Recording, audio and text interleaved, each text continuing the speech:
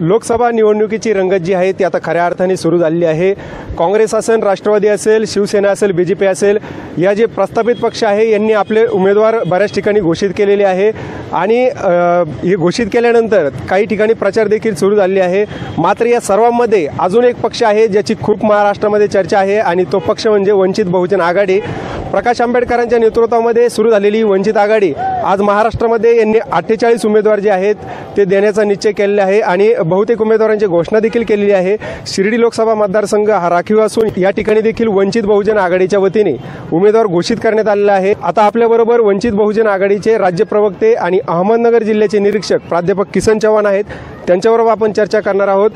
चव्हाण साहेब, वंचित बहुजन आघाडीची जी भूमिका आहे नेमकी काय आहे महाराष्ट्रामध्ये? आपण 48 जागा लढवण्याचा जो निर्धार केलेला आहे, नेमकी भूमिका काय आहे?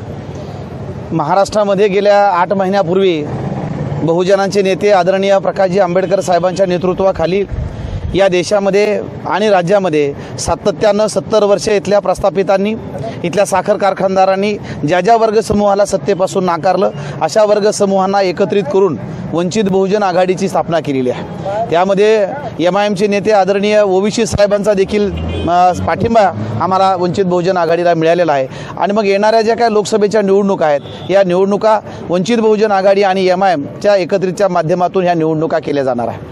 महाराष्ट्रामध्ये गेले 7 महिने वेगवेगळ्या जिल्ह्यामध्ये लाखोच्या संख्येने मेळावे झालेले आहेत आणि सगळा सामाजिक तळ जो आहे तो तळ या ठिकाणी ढळून निघाला। ज्याने ज्याने आम्हाला आतापर्यंत नाकारला असे वर्ग समूह वेगवेगळ्या आशेनं, एका वेगळ्या आत्मविश्वासानं वंचित बहुजन आघाडीच्या बॅनरखाली एकत्रित झालेला आहे। वंचित बहुजन आघाडीनं काँग्रेसबरोबर आघाडी करावी यासाठी प्रस्ताव ठेवला होता, परंतु काँग्रेसकडनं सकारात्मक अशा पद्धतीचा आम्हाला निरोप मिळाला नाही आणि पावलंही तशा पद्धतीनं पडली नाही आणि म्हणून येणाऱ्या लोकसभेच्या निवडणुकीमध्ये आदरणीय बाळासाहेबांच्या आणि ओबीसी साहेबांच्या नेतृत्वाखाली वंचित बहुजन आघाडी महाराष्ट्रातल्या 48 जागा निवडणार आहे। या शिर्डी लोकसभा मतदारसंघ हा राखीव मतदारसंघ आहे आणि या मतदारसंघामध्ये देखील वंचित बहुजन आघाडीनं अतिशय सुशिक्षित, विद्वान आणि वैद्यकीय सेवेमध्ये अनेक वर्षाचा अनुभव असणारे डॉक्टर अरुण साबळे यांना उमेदवारी दिलेली आहे। शिर्डी हा जो लोकसभा मतदारसंघ आहे हा वेगळ्या दृष्टीने तो महत्त्वाचा या कारणाने आहे की या मतदारसंघामध्ये कारखानदार मोठ्या प्रमाणामध्ये आहे आणि हे कारखानदार मग ते काँग्रेसच्या माध्यमातून असेल किंवा सेनेच्या माध्यमातून असेल, सातत्यानं या मतदारसंघामध्ये आपल्या दारामध्ये बसणारा एखादा गुलाम या निवडणुकीच्या माध्यमातून रणांगणामध्ये उतरतात आणि आपल्याकडे असणारा गुलाम उमेदवार या ठिकाणी या मतदारसंघामधून निवडून देतात आणि म्हणून वंचित बहुजन आघाडीच्या निमित्तानं यावेळेस आम्ही एल्गार पुकारलेला आहे आणि इथल्या प्रस्थापितांना, साखर कारखानदारांना धडा या ठिकाणी शिकवण्याचा चंग आम्ही बांधलेला आहे आणि म्हणून अतिशय सुशिक्षित उमेदवार, विद्वान आणि डॉक्टरी पेशामध्ये अनुभव असलेला उमेदवार आम्ही या निवडणुकीमध्ये वंचित बहुजन आघाडीच्या निमित्तानं दिलेला आहे। आम्हाला खात्री आहे की 2019च्या या निवडणुकीमध्ये शिर्डी या लोकसभा मतदारसंघातून वंचित बहुजन आघाडीचा जो उमेदवार आहे तो प्रचंड मतदानानं, प्रचंड मताधिक्यानं या ठिकाणी निवडून आल्याशिवाय राहणार नाही। आम्ही सगळेजण आमचे कार्यकर्ते या ठिकाणी कामाला लागलेले आहेत। आपण एकंदरीत जर बघितलं, दलित मतदान असेल किंवा मुस्लिम मतदान असेल, हे काँग्रेसची पारंपरिक वोट बँक याला म्हटलं जातं। मात्र प्रकाश आंबेडकरांनी थेट काँग्रेसबरोबर आता युती करण्यास स्पष्टपणे नकार दिलेला आहे। तर काँग्रेसचं जे पारंपरिक मतदान आहे ते कुठेतरी वंचित बहुजन आघाडीच्या माध्यमातून डायव्हर्ट होणार आहे आणि त्याचा सरळ फायदा जो आहे तो बीजेपीला होणार असा एक आरोप केला जातोय। त्या संदर्भात आपलं काय नाही? खरं म्हणजे आतापर्यंत काँग्रेसने आमची फक्त मतच घेतली या वर्ग समूहाची, मग धनगरांची असेल, मुस्लिमांची असेल, दलितांची असेल, भटके मुक्तांची असेल, आमची फक्त मतं घ्यायची, खुर्चीवरती त्यांनी बसायची, आम्ही मतदान करायचं, निवडून ते जाणार, त्यांची पोरं जाणार, त्यांचे पुतणे निवडून जाणार। मात्र या समूहातल्या एवढी मोठी मताची टक्केवारी असताना देखील या समूहाला प्रतिनिधित्व मिळत नव्हतं आणि म्हणून वंचित बहुजन आघाडीच्या निमित्तानं आम्ही सगळे एकत्रित आलेलो आहोत। आता आम्ही एकत्रित आलो तर हे बरोबर आहे की हा काँग्रेसचा आणि राष्ट्रवादीचा बेस आहे, कारण आमच्या जीवावरती ते निवडणुका करत होते, निवडून जात होते। या निवडणुकीमध्ये त्यांचा बेस आम्ही काढून घेतला आणि म्हणून सरळ सरळ राज्यातली निवडणूक ही भाजप शिवसेनेच्या विरोधामध्ये वंचित बहुजन आघाडीची होणार आहे, ही सरळ फाईट होणार आहे आणि म्हणून अगतिकतेतून काँग्रेस आणि राष्ट्रवादीचे काही नेते ही चर्चा करतात की वंचित बहुजन आघाडी ही बी टीम आहे। खरं ही बी टीम नसून ही कोळसे पाटलांनी देखील या ठिकाणी आरोप केलेला आहे की वंचित बहुजन आघाडीला जे आहे ते RSS फंडिंग करते। तर कोळसे पाटलांसारखा एक विद्वान माणूस आज आरोप करतो, याबद्दल आपलं काय? म्हणजे जोपर्यंत लोकसभेची औरंगाबाद मधली उमेदवारी त्यांना आम्ही जाहीर केली होती तोपर्यंत त्यांना हे दिसत नव्हतं की RSS आम्हाला फंडिंग करतं. ज्या क्षणाला ती जागा MIM ला गेली आणि ते बाजूला गेले त्या क्षणाला त्यांना असा अचानक साक्षात्कार झाला. मला असं वाटतं की कोळसे पाटील हे विद्वानग्रस्त आहेत, त्यांच्याबद्दल आम्ही अधिक बोलणार नाही, त्यांच्याबद्दल आम्हाला आदर आहे. पण वंचित बहुजन आघाडी इथल्या RSS आणि भाजपचा खरा शत्रू आहे. म्हणजे आमची खरी लढत ही भाजप आणि RSS बरोबर आहे. शिर्डी मतदारसंघाचा जर आपण विचार केला तर जेव्हापासून हा मतदारसंघ राखीव झाला आहे तेव्हापासून या ठिकाणी शिवसेनेचं वलय राहिलेलं आहे किंवा 2 टर्म शिवसेनेकडे हा मतदारसंघ राहिलेला आहे. मात्र हा मतदारसंघ काँग्रेसचं प्राबल्य या ठिकाणी मानलं जातं. आपल्या म्हणण्याप्रमाणे कारखानदार जे आहेत ते बहुतेक काँग्रेस किंवा राष्ट्रवादीशी अटॅचमेंट आहे. तर अशा वेळेस आता आपण वंचित बहुजन आघाडीच्या माध्यमातून एक उमेदवार देत आहे जो मला वाटतं राजकारणात अत्यंत नौका असेल. तर अशा वेळेस आपण या ठिकाणी कशी रणनीती या मतदारसंघामध्ये आखणार? गेली 7 महिने आम्ही राज्यातलं चित्र बघतोय.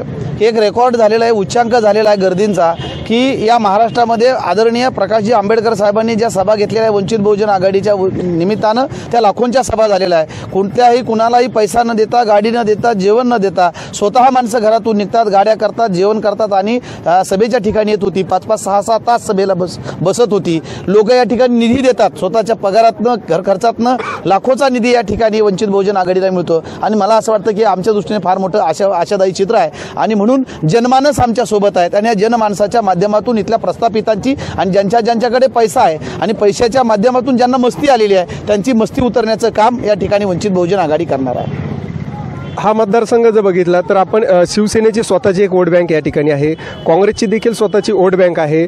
अशामध्ये फक्त आता दलित आणि मुस्लिम हे वंचितच्या बाजूने उभे राहू शकतात अशी शक्यता असताना आता बहुजन समाज पार्टी असेल किंवा बहुजन मुक्ती पार्टी असेल किंवा इतरही काही दलित संघटना असतील हे देखील त्यांचे उमेदवार देण्याच्या तयारीत आहेत. तर अशा वेळेस आपल्याला वाटत नाही की या ठिकाणी या मतांचं देखील मोठ्या प्रमाणामध्ये विभाजन होऊ शकतं? नाही, तसं काही चित्र वाटत नाही. कारण तिथे फक्त आता बाकीचे जे आहे ते सगळे नेते एकत्रित येणार आहे. जनतेनं निर्णय केलेला आहे, जनतेनं नेता निवडलेला आहे. जनता आमच्या सोबत आहे. नुसती दलित जनताच नाही तर इथं मुस्लिम आमच्या सोबत आहेत. मोठ्या प्रमाणामध्ये धनगरांची फसवणूक इथल्या काँग्रेस राष्ट्रवादीनं केली आणि गेली 4.5 वर्ष धनगरांना जे का आश्वासन दिलं होतं ते भाजप आणि सेनेनं पाळलं नाही. म्हणून त्यांचा देखील भ्रमनिरास झाला, धनगरांची फसवणूक झाली. म्हणून मुस्लिम आमच्या बाजूनी, धनगर आमच्या बाजूनी, दलित आमच्या बाजूनी, आदिवासी मोठ्या प्रमाणामध्ये तो देखील आमच्या बाजूने आहे, भटकीमुक्त आमच्या बाजूने आहे. आणि त्याच्यामुळे आम्ही निश्चिंत आहोत की हे सगळे वर्गसमूह आमच्या बरोबर आलेले आहे. जरी या ठिकाणी शिर्डी हा मतदारसंघ शिवसेनेची वोट बँक जरी असला तर गेली 5 वर्ष शिर्डीतल्या मतदारांना बघितलं की इथला जो लोकसभेचा खासदार आहे शिवसेनेचा तो कधीतरी येतो आणि लवकर सापडत नाही, गायब होऊन जातो.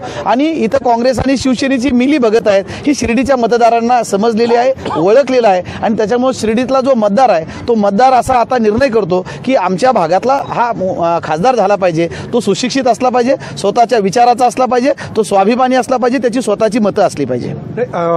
बहुजन समाज पार्टी असेल किंवा इतर दलित संघटना असतील या माध्यमातून जे मतांचं विभाजन होणार आहे ते मतांचं विभाजन रोखण्यासाठी आपण काय पावलं उचलणार? आम्हाला नाही वाटत मतांचं विभाजन होईल. आणि आणखी निवडणुका फॉर्म भरायला वेळ आहे, पण मला नाही वाटत की BSP आणि बाकीच्या संघटना देखील या ठिकाणी उमेदवारी अर्ज भरतील. ते सुद्धा आम्हाला पाठिंबा देणार आहेत. आता एक शेवटचा प्रश्न की जोगेंद्र कवाडे जे आहेत ते नुकतेच नगर या ठिकाणी येऊन गेले आणि त्यांनी सांगितलं की जे प्रकाश आंबेडकर जाती अंताची बात करत होते आज ते प्रत्येक उमेदवाराच्या लिस्टमध्ये आपण बघितलं असेल की प्रत्येक उमेदवारासमोर त्याची जात लिहित आहेत. तर हे कुठेतरी बाबासाहेबांच्या विचारांना खीळ घालण्याचं काम प्रकाश आंबेडकरच करताय. या आरोपासंदर्भात आपल्याला काय बोलायचं? खरं म्हणजे 70 वर्ष झालं या जातींची फक्त मतं घेतली सगळ्यांनी, परंतु या जातींना प्रतिनिधित्व दिलं नाही. या जाती देखील या महाराष्ट्रात आणि देशात आहेत हे इथल्या प्रस्थापित पक्षांना समजलं पाहिजे म्हणून ते आम्ही जाती लिहिल्या. खरं म्हणजे वंचित बहुजन आघाडी ही जाती अंताची चळवळ आहे. पण आज त्या जाती लिहून महाराष्ट्राला जो मेसेज दिला की या जाती महाराष्ट्रात यांना प्रतिनिधित्व संसदेमध्ये दिलं पाहिजे. आता राष्ट्रवादीची यादी बघा, सेनेची यादी बघा किंवा काँग्रेसची, भाजपची यादी बघा, त्याच्यामध्ये या ज्या जाती आहेत या जातीला तुम्हाला प्रतिनिधित्व दिलेलं दिसणार नाही. तिथं ठराविक लोकांचीच मक्तेदारी आहे. आणि वंचित बहुजन आघाडीनं मात्र हे जो पॉईंट आहे तो मोडीत काढला आणि छोट्या छोट्या जातींना या ठिकाणी प्रतिनिधित्व देण्याचा या ठिकाणी विचार केलेला आहे. तर हे होते प्राध्यापक किसन चव्हाण ज्यांनी वंचित बहुजन आघाडीची भूमिका जी आहे ती अत्यंत रोखठोक आपल्याबरोबर मांडलेली आहे. एकंदरीतच वंचित बहुजन आघाडी या शिर्डी मतदारसंघात पूर्ण ताकदीनिशी उतरण्याची तयारी करत असल्याचं त्यांनी आपल्याला सांगितलंय. सचिन बनसोडे, माय न्यूज, शिर्डी.